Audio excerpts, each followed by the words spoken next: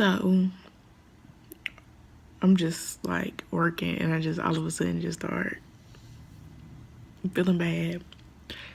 I was thinking about how I keep getting these emails from RP school that she was supposed to be going to, and I was thinking about how excited we were when we went to meet her teacher.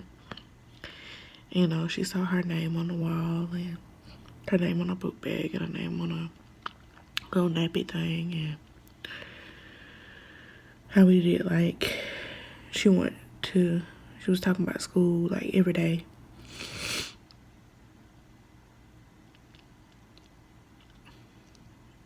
And I know it's not my fault that it got messed up, but it's my fault that I picked the wrong guy and got her hopes up. And she was really getting to a place where we was about to have like a good routine, and you know, her going to bed and doing extra stuff. She was learning how to swim.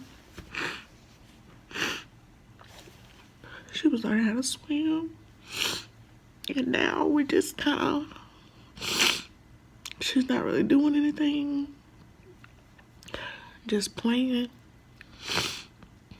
I just kind of feel bad.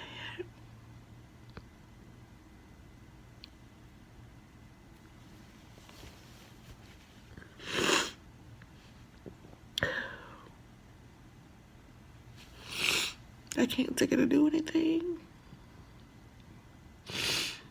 I can't take her to the park because the park is closed.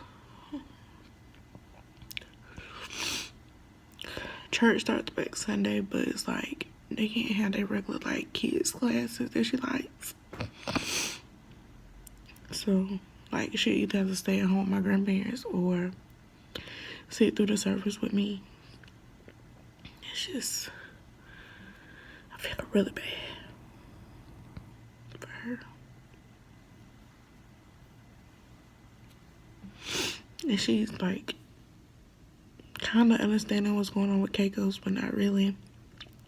I haven't told y'all about this yet, but Caicos, because the day everything happened was a Thursday. I was supposed to start school on Friday.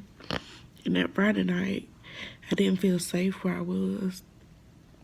I had never been in the house by myself. Thursday night wasn't that bad when I stayed there by myself because I was on the phone the whole time. I couldn't sleep anyway, like, kind of thing. So I was on the phone the whole night, and I just fell asleep, like, on the phone with somebody, one of my god sister. And Friday, I just, you know, didn't want to be at the house by myself, kind of thing. So I came to my grandma's house, which is like 30 minutes away. And Caicos was, you know, living his best life because he goes outside a good part of the day, and then he comes in later, or sometimes he'll stay in the house during the day, go out at night, whatever. So he didn't want to come in yet. So I was like, okay, I was coming first thing in the morning anyway. So I just let him in the next morning. So as soon as I got there, Saturday, the neighbors came over and told me that he got stuck in the fence. Well, it was a wooden fence in that backyard. It was a wooden fence. They say he got stuck in the fence. I'm not sure if it was our fence or another fence, because he does go, we stayed in a cul-de-sac, so he walks to all those houses, so I don't know. Anyway, they said they couldn't tell how bad he was hurt.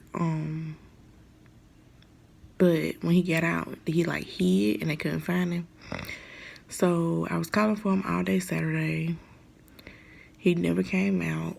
So I put his cage outside. So if he wanted to, you know, go in somewhere safe, he could. Sometimes he hides up on it's a deck back there, like on the middle of a hill.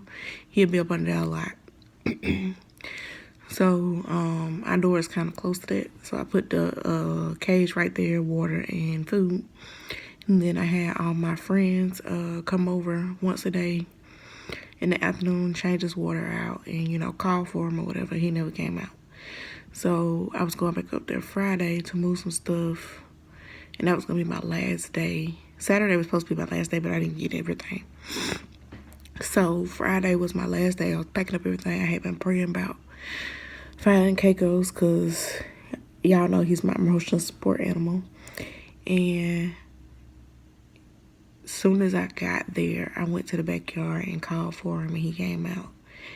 And I cried and I cried and I cried and I cried because he was so hurt. Like, it's his back right leg. So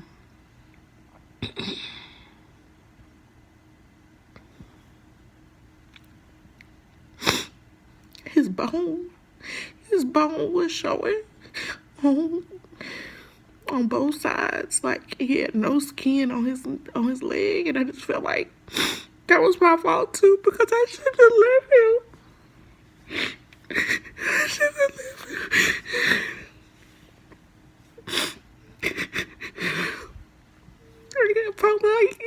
If I would have came and called for him, he might have come out sooner.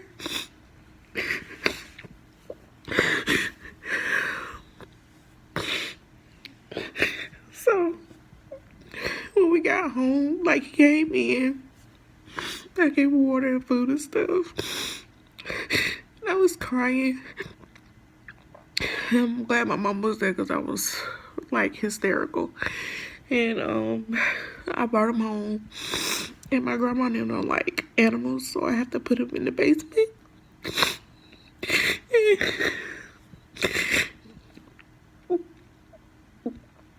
So I like called out of work the next day so I could take him to the vet.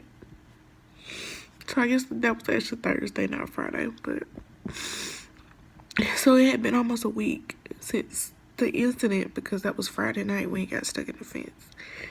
And so I took him to the vet Friday, and they was like they were gonna give him some antibiotics, and to bring him back on Wednesday, which was yesterday, and they would know if they would have to amputate it or not. And his bone wasn't broken, but all his tendons and his ligaments was broken in it, and not attached. All that. I include the pictures at the end, but so yesterday we went back for the checkup, and he said he was gonna amputate his leg, which I was feeling bad about at first, but I feel a little bit better about it because yesterday he was trying to, like, it's like he was ready to play, and so he was kind of moving fast on them 3 legs. He wasn't moving that fast at first, so we have to go down there every morning and every afternoon and give him food and water and change give him he had to take antibiotics. This time it was a pill.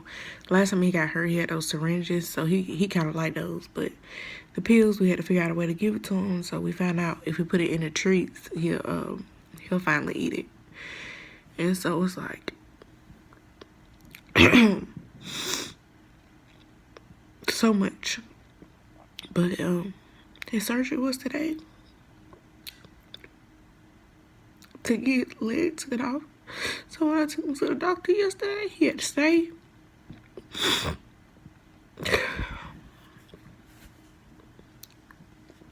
He's not really used to being around other cats other than his little girlfriend that they had at the old house.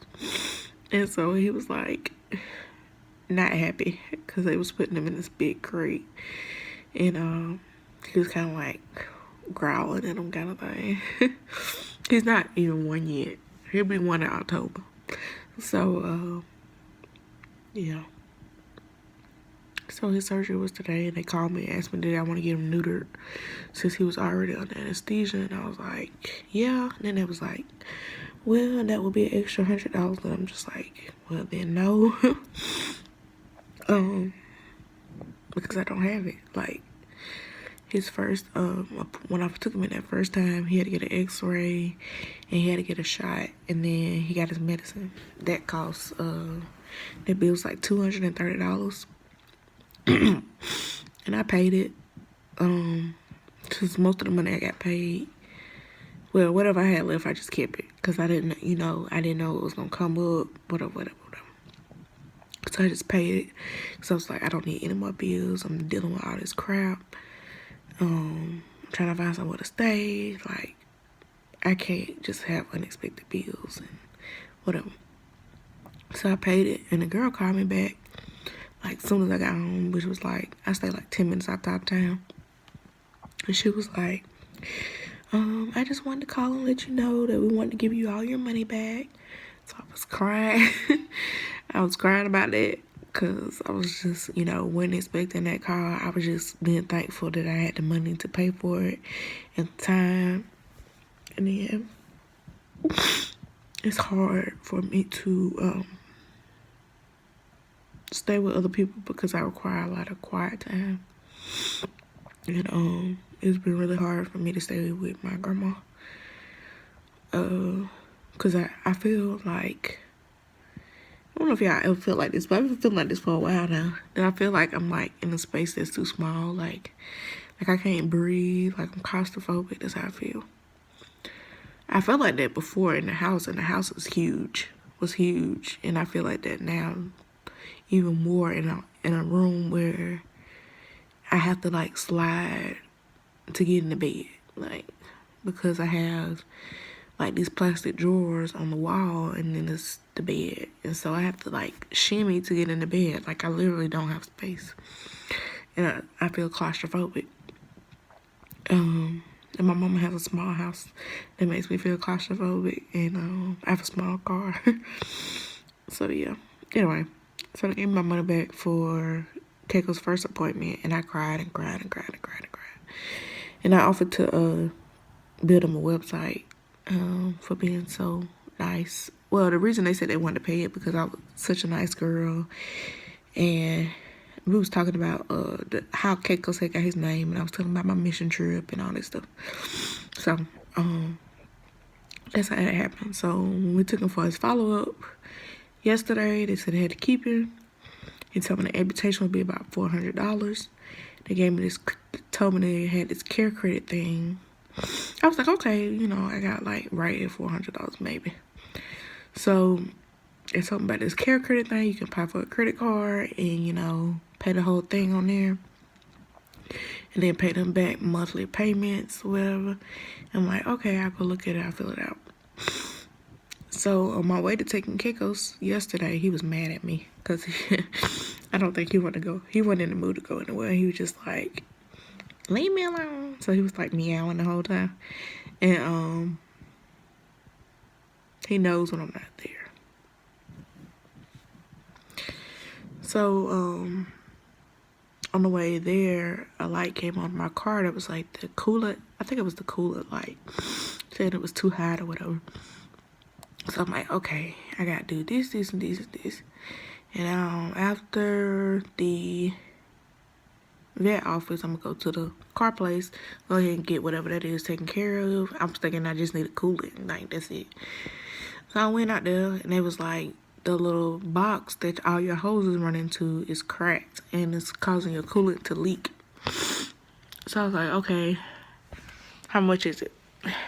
It was $319.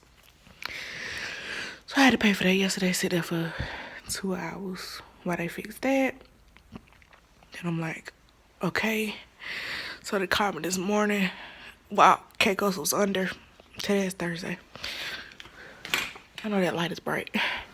While Caicos was under, and it was like, they asked me about the nutrient thing. So I knew about the money situation. So I was like, no, we're just gonna have to wait because I can't pay an extra $100. You already told me it's $400. I don't even have that at this point. And so then it's like, I